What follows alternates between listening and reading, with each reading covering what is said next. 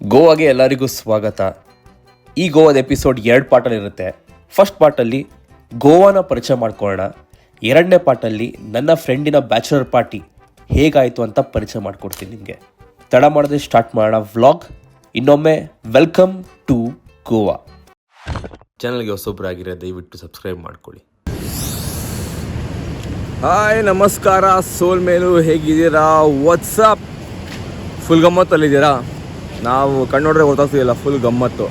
ಅಂದರೆ ನೆನ್ನೆ ರಾತ್ರಿ ದಾಂಡೇಲಿದ್ದೀನಿ ನಾನು, ಅಷ್ಟೇ, ಇನ್ನೇನು. ಗೋವಾ ಹೋಗ್ತಾ ಇದ್ದೀನಿ.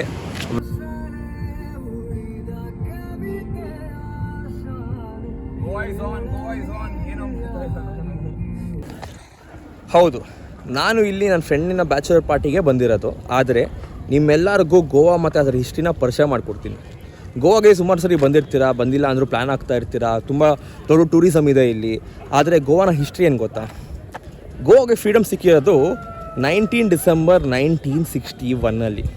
ಹೌದು, 1947 ಬ್ರಿಟಿಷರು ಇಂಡಿಯಾ ಬಿಟ್ಟು ಹೋದರು. ಆದರೆ ಗೋವಾಗೆ ಫ್ರೀಡಮ್ ಸಿಗೋಕ್ಕೆ 14 ವರ್ಷ ಆಯಿತು. ಯಾಕಂದರೆ ಇಲ್ಲಿ ಆಳ್ವಿಕೆ ಮಾಡ್ತಿದ್ದಿದ್ದು ಪೋರ್ಚುಗೀಸ್.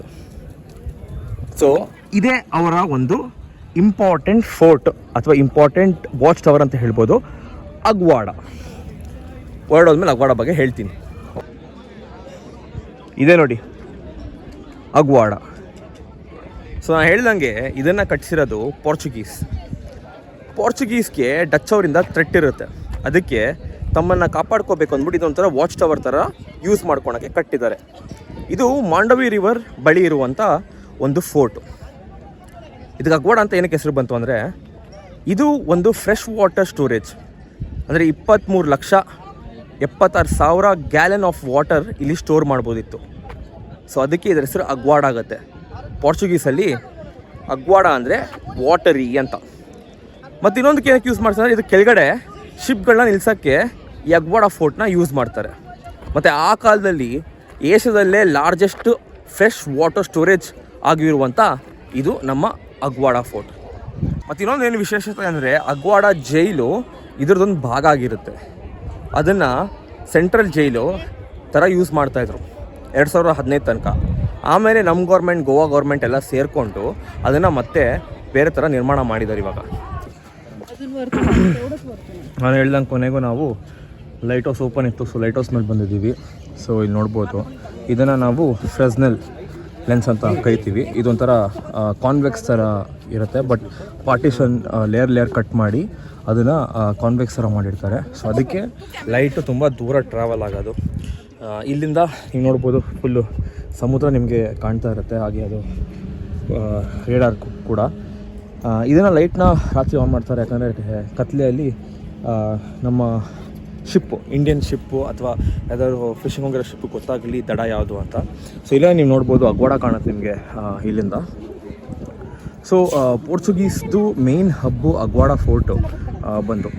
ಯಾಕಂದರೆ ಅವರು ಯುರೋಪಿಂದ ಎಲ್ಲ ಅವ್ರದ್ದು ಕಂಟೈನರ್ಸ್ ಎಲ್ಲ ಬರಬೇಕಾದ್ರೆ ಇದು ಮೇನ್ ಅವ್ರದ್ದು ಪಾಯಿಂಟು. ಅಂದರೆ ಅವ್ರಿಗೆ ರೀಚ್ ಆಗುವಂಥ ಒಂದು ಪಾಯಿಂಟ್ ಆಗಿರ್ಬೋದು, ಅಥವಾ ಕಲೆಕ್ಟ್ ಮಾಡುವಂಥ ಒಂದು ಪಾಯಿಂಟ್ ಆಗಿರ್ಬೋದು. ಅದಕ್ಕೆ ಇದು ತುಂಬ ಇಂಪಾರ್ಟೆಂಟ್ ಫೋರ್ಟ್ ಅಂತ ಹೇಳಿದ್ನಲ್ಲ ಆವಾಗ, ಅದಕ್ಕೆ. ಸೊ ಇದು ಅದೆಲ್ಲ ಕಾಣುತ್ತಲ್ಲ, ಅದೆಲ್ಲ ಕ್ಯಾಂಡೋಲಿಂಬು, ಕಲ್ಲಂಗೂಟು, ಇನ್ನೂ ಸ್ವಲ್ಪ ಮುಂದೆ ಹೋದರೆ ಬಾಗ. ಸೊ ಈ ಥರ ಫುಲ್ ಸಮುದ್ರ ಕಾಣುತ್ತೆ ಇಲ್ಲಿಂದ. ತುಂಬ ಸಾಕಾಗಿದೆ ವ್ಯೂ. 6 ಗಂಟೆ ತನಕ ಓಪನ್ ಅಂತ ಕೇಳಿದೆ. ಇದಕ್ಕೂ ಎಂಟ್ರಿ ಫೀಸ್ ಇದೆ, 20 ರೂಪಾಯಿ ಕೊಟ್ಬಿಟ್ಟು ಮೇಲೆ ಬಂದ್ಬಿಟ್ಟು ಎಷ್ಟೊತ್ತು ಬೇಕಾದ್ರೂ ಇರ್ಬೋದು, ಇದ್ಬಿಟ್ಟು ಕೆಳಗಡೆ ಹೋಗ್ಬೋದು ನೀವು. ನಮಸ್ಕಾರ. ನಾನಿವಾಗ ಎಲ್ಲಿದ್ದೀನಿ ಅಂದರೆ ಜೈಲಲ್ಲಿದ್ದೀನಿ.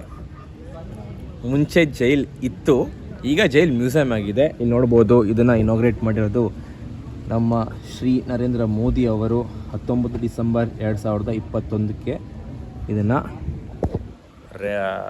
ಓಪನ್ ಮಾಡ್ತಾರೆ, ಇನಾಗ್ರೇಟ್ ಮಾಡ್ತಾರೆ. ಸೊ ಇದು ಏನಂದರೆ, ಇದು ನಾನು ಹೇಳಿದಂಗೆ ಅಗ್ವಾಡದೇ ಪಾರ್ಟು. ಇದು ಲೋವರ್ ಫೋರ್ಟು, ಅದು ಅಪ್ಪರ್ ಫೋರ್ಟು. ಅಪ್ಪರ್ ಫೋರ್ಟಲ್ಲಿ ನೀರು ಸ್ಟೋರ್ ಮಾಡ್ತಾರೆ, ಫ್ರೆಶ್ ವಾಟರ್. ಅದನ್ನು ಲೋವರ್ ಫೋಟೋ ತೊಗೊಂಬರ್ತಾರೆ. ಇಲ್ಲಿಂದ ಶಿಪ್ ಬರ್ತಲ್ಲ, ಶಿಪ್ಗಳ ಯೂಸೇಜ್ಗೆ ಫ್ರೆಶ್ ವಾಟರ್ನ ಇಲ್ಲಿಂದ ಸಪ್ಲೈ ಮಾಡ್ತಾರೆ. ಈ ಒಂದು ಜಾಗನ ಏನು ಮಾಡ್ತಾರೆ ಪೋರ್ಚುಗೀಸ್ ಅವರು 1930 ಪ್ರಿಸನ್ನ ಕನ್ವರ್ಟ್ ಮಾಡ್ತಾರೆ. ಯಾಕಂದರೆ ಈ ಫ್ರೀಡಮ್ ಫೈಟರ್ಸ್ ಇರ್ತಾರೆ, ನಮ್ಮ ದೇಶದ ಫ್ರೀಡಮ್ ಫೈಟರ್ಸ್, ಗೋವಾದಲ್ಲಿರುವಂಥ ಫ್ರೀಡಮ್ ಫೈಟರ್, ಗೋವಾದ ಇಂಡಿಪೆಂಡೆನ್ಸ್ಗೋಸ್ಕರ ಹೋರಾಡ್ತಿದ್ರು, ಸತ್ಯಾಗ್ರಹ ಮಾಡ್ತಾಯಿದ್ರು, ಮತ್ತು ಸಾಕಷ್ಟು ಸ್ಟ್ರೈಕ್ಗಳು ಮಾಡ್ತಾಯಿದ್ರು. ಸೊ ಅವ್ರಿಗೆ ಬಂದಿ ಮಾಡ್ಕೊಳಕ್ಕೋಸ್ಕರ ಇದೊಂದು ಪ್ರಿಸನ್ ಮಾಡ್ತಾರೆ ಅವ್ರ ಲೋವರ್ ಫೋರ್ಟ್ನ. ಯಾಕಂದರೆ ಅವ್ರನ್ನ ಸೆಂಟೆನ್ಸ್ ಕೊಡ್ತಾರೆ, ಲೈಫ್ ಇಂಪ್ರಿಸನ್ಮೆಂಟ್ ಕೊಡ್ತಾರೆ. ಅದೆಲ್ಲ ಮುಂದೆ ನಿಮಗೆ ಆ ಜೈಲು ಕಾರ್ಖಾನೆ ಇನ್ನೂ ಹಾಗೇ ಇದೆ. ಆ ಫ್ರೀಡಮ್ ಫೈಟರ್ ಇದ್ದಂಥ ಒಂದು ಜಾಗ, ಒಂದು ಜೈಲು ಅಲ್ಲಿ ಹಾಗೇ ಇದೆ. ಅದು ನಾವು ಹೋಗಿ ನೋಡೋಣ ಬನ್ನಿ. ಜೈಲಿನ ಮೇನ್ ಎಂಟ್ರೆನ್ಸು ಹೇಳಿದ್ನಲ್ಲ, ಫ್ರೀಡಮ್ ಫೈಟರ್ಸ್ನ ಇಲ್ಲೇ ಬಂದಿ ಮಾಡ್ಕೊಂಡಿದ್ದು. ಮತ್ತು ಈ ಲಿಸ್ಟ್ ಇದೆ ನೋಡಿ, ಈ ಲಿಸ್ಟಲ್ಲಿ ನಿಮಗೆ ಪ್ರತಿಯೊಬ್ಬರು ಫ್ರೀಡಮ್ ಫೈಟರ್ಸ್ ಹೆಸರಿದೆ, ಯಾರ್ಯಾರು ಅಲ್ಲಿ ಇದ್ದರು, ಯಾರ್ಯಾರ ಬಂದಿ ಮಾಡಿದರು ನೋಡಿ. ಸುಮಾರು ಜನ ಎಲ್ಲ ಕಡೆ ಹಾಕಿದ್ದಾರೆ ಹೆಸರು, ಇಲ್ಲಿ ಬರೆದಿದ್ದಾರೆ ನೋಡಿ. ಇದನ್ನು ಮೋಸ್ಟ್ಲಿ ಎಲ್ಲ ಆದಮೇಲೆ ನಮ್ಮ ಗೌರ್ಮೆಂಟ್ ಅವರು ಇದನ್ನು ಪತ್ತೆ ಹಾಕಿ ಇದನ್ನು ಬಡಿಸೋದು ಅನಿಸುತ್ತೆ. ನಾವಿನ್ನು ಒಳಗೆ ಹೋಗಿ ನೋಡೋಣ ಇನ್ನೂ ಏನೇನಿದೆ ಅಂತ. ಸೊ ನಾವು ಇವಾಗ ಒಳಗಡೆ ಹೋಗ್ತಿರುವಂಥ ಒಂದು ಸೆಲ್ಲು ಯಾವುದಂದರೆ ಲೈಫ್ ಸೆಂಟೆನ್ಸ್ ಕ್ರಿಮಿನಲ್ ಸೆಲ್ 2. ಹೌದು, ಇಲ್ಲಿ ಯಾರಿಗೆ ಲೈಫ್ ಇಂಪ್ರಿಸನ್ಮೆಂಟ್ ಆಗುತ್ತೆ ಅವ್ರನ್ನೆಲ್ಲ ಇದೊಂದು ಸೆಲ್ಲಲ್ಲಿ ಇಡ್ತಾ ಇದ್ರು. ಬನ್ನಿ, ಇದೆಲ್ಲ ಇನ್ನೂ ಹಾಗೇ ಇದೆ ನೋಡಿ, ಸ್ವಲ್ಪ ಹೋಗಿದೆ. ಮತ್ತು ಇಲ್ಲಿ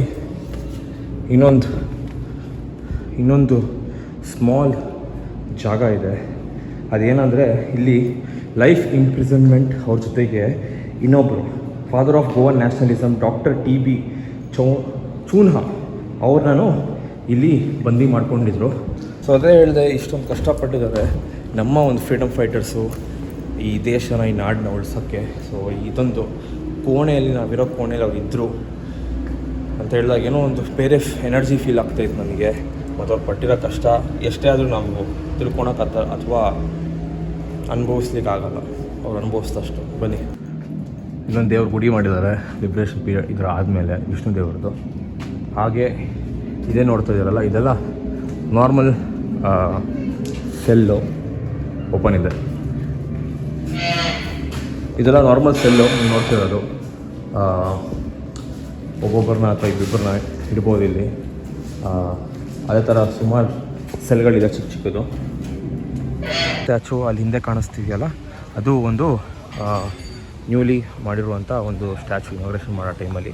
ಸೊ ಇದು ಏನು ಸಿಗ್ನಿಫೈ ಮಾಡ್ತಾ ಇದೆ ಅಂದರೆ, ತನ್ನ ಜೊತೆಗಿದ್ದವ್ರನ್ನ ಕಳ್ಕೊಂಡು ಅವರ ದೇಹಾಂತ ಆದಮೇಲೆ ಯಾರೋ ಒಬ್ಬರು ಇಟ್ಕೊಂಡಿದ್ದಾರಂತ. ಯಾಕಂದರೆ ನಾನು ಹೇಳಿದ ಥರ ತುಂಬ ಸತ್ಯಾಗ್ರಹ ಮಾಡ್ತಾಯಿದ್ರು ಗೋವಾನ ಉಳ್ಸೋಕ್ಕೋಸ್ಕರ. ಸೊ ಪೋರ್ಚುಗೀಸು ತುಂಬ ಒಂಥರ ಹೊಡಿಯೋದು, ತುಂಬ ಕ್ರೂಯಲಿಟಿ ತೋರಿಸ್ಬಿಟ್ಟು ಅವ್ರನ್ನ ಸಾಯಿಸ್ಬಿಡ್ತಿದ್ರು. ಸೊ ಇದು ಒಂದು ಫ್ರೆಂಡ್ಶಿಪ್ನ ಮತ್ತು ನಮ್ಮ ಫ್ರೀಡಮ್ ಫೈಟರ್ಸ್ನ ರೆಪ್ರೆಸೆಂಟ್ ಮಾಡುವಂಥ ಒಂದು ಸ್ಟ್ಯಾಚು ಆಗಿರುತ್ತೆ. ಹೇಳೋದು ಮರ್ತೋಯ್ತು, ಇದ್ರದ್ದೊಂದು ಎಂಟ್ರಿ ಫೀಸು $200 ಇರುತ್ತೆ. ಒಳ್ಳೆ ಕ್ಯಾಫೆ ಇದೆ, ಅದಕ್ಕೆ ಸಪ್ರೇಟಾಗಿ ಪೇ ಮಾಡಬೇಕು. ಮತ್ತು ಮ್ಯೂಸಿಯಮ್ಗಳಿದೆ, ಪೇಂಟಿಂಗ್ಗಳಿದೆ, ಆರ್ಕಿಟೆಕ್ಚರ್ಗಳಿದೆ. ಸೊ $200 ಆಗುತ್ತೆ. ಸೊ ಇಲ್ಲಿಂದ ನಾವು ಹೊರಡೋಣ ಬನ್ನಿ. ಮತ್ತು ಇನ್ನೊಂದು ನೋಡಿರ್ತೀರ ನೀವು, ಗೋವಾದಲ್ಲಿ ಸಾಕಷ್ಟು ಚರ್ಚ್ ಇದೆ. ಕ್ರಿಶ್ಚಾನಿಟಿ ಗೋವಾಗೆ ಹೇಗೆ ಬಂತು ಅಂದರೆ, ಪೋರ್ಚುಗೀಸ್ ಯಾವಾಗ 1510 ಗೋವಾಗೆ ಬಂತು ಆಳ್ವಿಕೆ ಮಾಡೋಕ್ಕೆ, ಆವಾಗ ಪ್ರೀಚ್ ಮಾಡಿದ್ರು ಮತ್ತು ದಬ್ಬಾಳಿಕೆ ಹಾಕಿದ್ರು. ನೀವು ಕ್ಯಾಸ್ಟ್ ಚೇಂಜ್ ಮಾಡಿಬಿಟ್ಟು ಈ ರಿಲಿಜನ್ ಅವ್ರನ್ನ ರೋಮನ್ ಕ್ಯಾಥಲಿಕ್ಸ್ ಅಂತ ಹೇಳ್ತೀವಿ. ಫಸ್ಟ್ ಕನ್ವರ್ಷನ್ ಯಾವುದಾಗಿದೆ ಅಂದರೆ, ಗೋವಾದ ಗೋವನ್ ಹುಡುಗಿ ಆಲ್ಫಾನ್ಸೋ ಅನ್ನೋ ಯಾರೋ ಬಂದರು, ಅವ್ರ ಜೊತೆ ಇದ್ದವನ್ನ ಮದುವೆ ಆದಾಗ ಆ ಒಂದು ಹುಡುಗಿ ಕ್ರಿಶ್ಚಿಯನ್ ಆಗಿ ಕನ್ವರ್ಟ್ ಆಗಿದ್ದು, ಆಮೇಲೆ ಎಲ್ಲ ದಬ್ಬಾಳಿಕೆ ಸ್ಟಾರ್ಟ್ ಮಾಡಿ ಎಲ್ಲರನ್ನೂ ಕನ್ವರ್ಟ್ ಮಾಡಿಕೊಂಡ್ರು. ಇನ್ನೊಂದೇನು ವಿಷಯ ಅಂದರೆ, ಕೆಲವೊಂದು ಜನ ಅವರ ಆಳ್ವಿಕೆಯಿಂದ, ಅವ್ರ ದಬ್ಬಾಳಿಕೆಯಿಂದ ಕನ್ವರ್ಟ್ ಮಾಡಿಕೊಂಡ್ರು, ಆದರೆ ಅವ್ರ ಹೆಸರಿಗೋಸ್ಕರ ಕನ್ವರ್ಟ್ ಮಾಡ್ಕೊಂಡಿದ್ರು. ಬಟ್ ಅವರು ತಮ್ಮ ಕಾಸ್ಟು ಹಿಂದೂಯಿಸಮ್ನ ಫಾಲೋ ಮಾಡ್ಕೊಂಡು ಬಂದರು. ಆಮೇಲೆ ಈ ಮೇಯ್ನ್ ಏನಂದರೆ, ಅವರು ಕಾಸ್ಟ್ ಚೇಂಜ್ ಮಾಡೋರು ಕೊಂಕಣಿ ಭಾಷೆಯನ್ನು ಬಿಟ್ಟಿಲ್ಲ, ಅದನ್ನು ಒರಿಜಿನೇಟ್ ಮಾಡಿಕೊಂಡ್ರು, ಅದನ್ನು ಉಳಿಸ್ಕೊಂಡ್ರು. ಸೊ ಅದಕ್ಕೆ ನೀವು ನೋಡ್ಬೋದು, ಪೋರ್ಚುಗೀಸ್ ಈ ಕಡೆ ಬಂದಾಗಿಂದ ಕ್ರಿಶ್ಚಾನಿಟಿನ ಫಾಲೋ ಮಾಡ್ತಾರೆ, ಇಲ್ಲಿ ನಂಬ್ತಾರೆ. ಇವಾಗ ತುಂಬ ಜಾಸ್ತಿ ನಂಬಿ ಅದನ್ನು ಫಾಲೋ ಮಾಡ್ತಾರೆ. ಹಿಂದೂ ಆಗಲಿ, ಕ್ರಿಶ್ಚಿಯನ್ ಆಗಲಿ, ಮುಸ್ಲಿಮ್ ಆಗಲಿ, ಮತ್ತು ಬೇರೆ ಬೇರೆ ಜಾತಿ ಆಗಲಿ, ಫಸ್ಟು ನಾವೆಲ್ಲರೂ ಮನುಷ್ಯರ ಜಾತಿ. ಅದಾದಮೇಲೆ ಈ ಕಾಸ್ಟು ರಿಲಿಜನ್ ಎಲ್ಲ ಬರುತ್ತೆ, ಎಲ್ಲರೂ ಒಂದಾಗಿರಬೇಕು ಅಷ್ಟೇ. ಅದು ನೋಡಿ, ಅದು ಬಾಗ ಬೀಚು. ಅಲ್ಲಿ ಚಿಕ್ಕ ಚಿಕ್ಕದಾಗಿ ಕಾಣಿಸ್ತಾರಲ್ಲ ಅದೆಲ್ಲ ಜನ. ಬಾಗಾ ಬೀಚ್ ಹತ್ರ ಒಂದು ಚಿಕ್ಕ ಕ್ಲಿಫ್ ಇದೆ. ಅದರ ಬಾಗಾ ಬೀಚ್ ಪಕ್ಕದಲ್ಲೇ ನೀವು ನಡ್ಕೋತಾ ಹೋಗಬೇಕು, ಒಂದು 2 ನಿಮಿಷ ಅಷ್ಟೇ. ಸೊ ಅಲ್ಲಿಂದ ಸನ್ಸೆಟ್ಟು ಕ್ರೇಜಿಯಾಗಿ ಕಾಣುತ್ತೆ. ಸೊ ಆ ಸನ್ಸೆಟ್ನ ಕ್ಯಾಪ್ಚರ್ ಮಾಡೋಕ್ಕೆ ನಾನು ನನ್ನ ಫ್ರೆಂಡು ಬಂದ್ವಿ. ನೋಡೋಣ ಬನ್ನಿ ಸನ್ಸೆಟ್ ಪಾಯಿಂಟ್ ಹೆಂಗಿದೆ, ಸನ್ಸೆಟ್ ಹೆಂಗಾಗುತ್ತೆ, ಸ್ವಲ್ಪ ನೆಮ್ಮದಿಯಾಗಿ ಕೂರೋಣ. ಈ ಥರ ನೋಡಿ ಸನ್ಸೆಟ್ ಪಾಯಿಂಟು ಇಲ್ಲಿ ಕಾಣುತ್ತೆ. ಮತ್ತು ಎರಡೆ ಕಲ್ಮೇಲೆ ಹತ್ರ ಹೋಗ್ಬೋದು, ಹತ್ಕೊಂಡು ಈ ಕಡೆ ಆದರೂ ಹೋಗ್ಬೋದು. ಬಟ್ ಹುಷಾರಾಗಿ ಹೋಗ್ಬೇಕು, ಯಾಕಂದರೆ ಕಲ್ಲಲ್ಲಿ ಸ್ಲಿಪ್ ಆಗಿಬಿಟ್ರೆ ತಲೆ ಹೊಡ್ಕೊಂಡ್ರೆ ಮುಗಿತದೆ, ಎಳ್ಕೊಂಡು ಹೋಗ್ಬಿಡುತ್ತೆ ಬೀಚು. ಇದೇ ಆಗಲ್ಲ. ಇಲ್ಲಿ ನೋಡಿ, ಇಲ್ಲಿ ಗ್ಲಾಸ್ ಪೀಸ್ ಎಲ್ಲ ಹೊಡೆದಾಕ್ಬಿಟ್ಟವ್ರು ಇಲ್ಲಿ ಎಲ್ಲ ಕಡೆ. ಕುಡಿಯೋದು ಕುಡಿತಾರೆ. ಬಟ್ ವ್ಯೂ ಪಾಯಿಂಟ್ ನೋಡಿ ಎಷ್ಟು ಸಖತ್ತಾಗಿದೆ ಇಲ್ಲಿ. ವ್ಯೂ ಪಾಯಿಂಟ್ ಅಂದರೆ ಬಂದು ಕ್ಲಿಫಲ್ಲಿ ಕುತ್ಕೊಂಡಿದ್ದೀವಿ.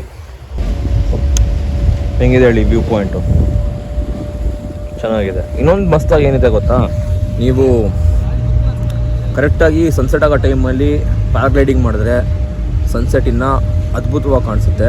ಸೊ ಅದೊಂದು ಆಪ್ಷನ್ ಇಟ್ಕೊಂಡಿರಿ. ಗೋವಾಗ ಅಥವಾ ಎಲ್ಲಾದರೂ ಬೀಚ್ ಸೈಡ್ ಹೋದಾಗ ಪ್ಯಾರಾಗ್ಲೈಡಿಂಗ್ ಇದ್ದರೆ ಪ್ಯಾರಾಗ್ಲೈಡಿಂಗು, ಪ್ಯಾರಾಸೇಲಿಂಗ್ ಇದ್ದರೆ ನೋಡಿ ಅಲ್ಲಿ ಮಾಡ್ತಾ ಇದ್ದಾರೆ. ಸೊ ಸನ್ಸೆಟ್ ಆಗೋ ಟೈಮಲ್ಲಿ ನೀವು ಮೇಲಿದ್ರೆ ನಿಮ್ಮಷ್ಟು ಅದೃಷ್ಟ ಯಾರೂ ಮಾಡಿಲ್ಲ. ಸೊ ಸನ್ಸೆಟ್ ಆಗ್ತಾ ಇದೆ, ಆಲ್ಮೋಸ್ಟ್ ಆಗಿದೆ.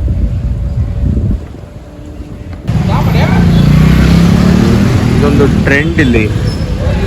ಬಾಯ್ಸ್ ಎಲ್ಲ ಬಂದಾಗ ಒಂದೇ ಥರ ಬಟ್ಟೆ ತೊಗೊಂಡು ಹಾಕ್ಕೊಂಡು ಗ್ಯಾಂಗ್ ಅಂತ ತೋರಿಸ್ಕೊತಾರೆ.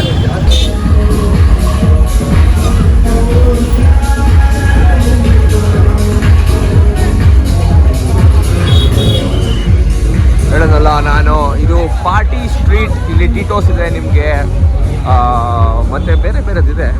ಬಟ್ ನಂಗೆ ಟೀಟೋಸ್ ಗೊತ್ತಿರೋದಷ್ಟೇ. ನೋಡ್ರಿ ಇಲ್ಲಿ, ನೋಡ್ರಿ ಮಜಾ, ನೋಡ್ರಿ ಮಜಾ, ನೋಡೋರ ಟೈಮ್ ಕೊಡೋ ಮಾರೇ ಅಂದರೆ ಆಟ ಆಡಿಸ್ಕೊತಾವ ನಿಂತ್ಕೊಂಡವನೇ. ಎಷ್ಟು ಟೈಮ್ ಇರುತ್ತಲ್ಲ ಇವ್ರ ಹತ್ರ ನೋಡೋ, ಎಲ್ಲರೂ ಕೊಡಲ್ಲ, ಏನೋ ಮಾಡತ್ತಾನೆ ಅಲ್ಲಿ. ಮಾಡೋ ನೀನು ಅಲ್ಲಿ ಐಸ್ ಕ್ರೀಮ್ ಕೊಡೋ ಅಂದರೆ ಅಲ್ಲಿ ನಿಂತ್ಕೊಂಡಿರೋ 5 ಕಸ್ಟಮರ್ ಹೋದ್ರು ಇವ್ರು ಕೊಡಲ್ಲ ಅಂದ್ಬಿಟ್ಟು. ಇದು ಇನ್ನೊಂದು ಟೀಟಾಸ್.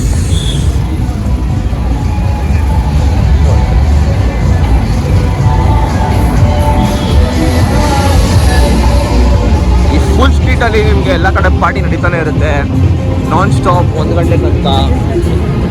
ಸೊ ನಾವು ಸುಮ್ಮನೆ ಈ ಸ್ಟ್ರೀಟ್ ವಿಸಿಟ್ ಮಾಡೋಕ್ಕೆ ಬಂದ್ವಿ. ನಾವು ವಾಪಸ್ ಸ್ಟೇಗೆ ಹೋಗ್ತಾ ಇದ್ದೀವಿ. ಯಾಕೆ ಅಂತ ಗೊತ್ತಿಲ್ಲ, ಬಟ್ ಹೋಗ್ತಾ ಇದ್ದೀವಿ ಅಷ್ಟೇ.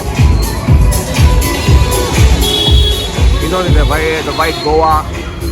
ಇನ್ನು ಮುಂದೆ ಇದು ಬಿಟ್ಟರೆ ಆ ಕಡೆ ಸೋಹೋ ಅಂತ ಇದೆ, ಅದು ಸಖತ್ತಾಗಿದೆ. ಇವತ್ತು DJ ಚೇತಸ್ ಪ್ಲೇ ಮಾಡ್ತವ್ರೆ, ನೋಡೋಣ ಅಲ್ಲಿ ಹೋಗಾದರೆ ಹೋಗ್ತೀವಿ. ಸೊ ನೋಡೋರಲ್ಲ, ಇದು party street of Goa, the Baga beach. ಬೇರೆ ಕಡೆ ನಡೆಯುತ್ತೆ. ಇದು ಸ್ವಲ್ಪ ಫೇಮಸ್, ಅಷ್ಟೆಲ್ಲರಿಗೂ ಗೊತ್ತಿರುವಂಥ ಒಂದು ಬೀಚ್. ಇವಾಗ ನಾವು ವಾಪಸ್ ಸ್ಟೇ ಹೋಗ್ತೀವಿ, ಯಾಕಂದರೆ ಬಾಯ್ಸ್ ಏನಾಗ್ಬಿಟ್ಟಿದ್ದಾರೆ, ನಾವಿಬ್ಬರು ಬೇರೆ ಕಡೆ ಹೋಗ್ಬಿಟ್ಟಿದ್ದೀವಿ. ಬಾಯ್ಸ್ ಎಲ್ಲ ಕಾರಲ್ಲಿ ಆರಂಭಲ್ಲಿ ಹೋಗಿದ್ರು, ನಾವು ಅಗ್ಗೋಡ ಹೋಗಿದ್ವಲ್ಲ ನಿಮ್ಗೆ ತೋರ್ಸೋಕ್ಕೆ ಅಂದ್ಬಿಟ್ಟು ಅಗ್ಗೋಡ ಹೋಗಿದ್ರೆ ಅವ್ರು ನಮ್ಮನ್ನ ಬಿಟ್ಟು ಬೇರೆ ಕಡೆ ಹೋಗ್ಬಿಟ್ರು. ಸೊ ಅದು ತುಂಬ ದೂರ ಆಯಿತು, ತುಂಬ ಅಂದರೆ ಒಂದು 40 ಕಿಲೋಮೀಟ್ರ್ ಇತ್ತು. ಅದಕ್ಕೆ ನಾವು ಇಲ್ಲೇ ಇದ್ವಿ. ಇವಾಗ ಎಲ್ಲ ಹೋಗ್ತಾ ಇದ್ವಿ, ವಾಪಸ್ಸು ಹೋಗಿ ಅಷ್ಟೇ ಕಾರಲ್ಲಿ ಬರ್ತೀವಿ. ಏನಂತೀರ? ಮಸ್ತ್. ಗೋವಾನ ಪರಿಚಯ ಮಾಡ್ಕೊಂಡ್ರಾ? ನೆಕ್ಸ್ಟ್ ವ್ಲಾಗ್ ಕಾಯಿರಿ. ಬ್ಯಾಚುಲರ್ ಪಾರ್ಟಿ ಹೆಂಗಿರುತ್ತಂತ ನೋಡ್ತೀರಾ ನೀವು. ಸಬ್ಸ್ಕ್ರೈಬ್ ಮಾಡಿ, ಅದಕ್ಕೆ ಬೆಲ್ ಐಕಾನ್ ಒತ್ತಿ. ಹಾಗೆ ಕಾಯ್ತಾ ಇರಿ, ಫುಲ್ ಗಮ್ಮತ್ ಮಾಡ್ತಾ ಇರಿ. ಸಿಗ್ತೀನಿ.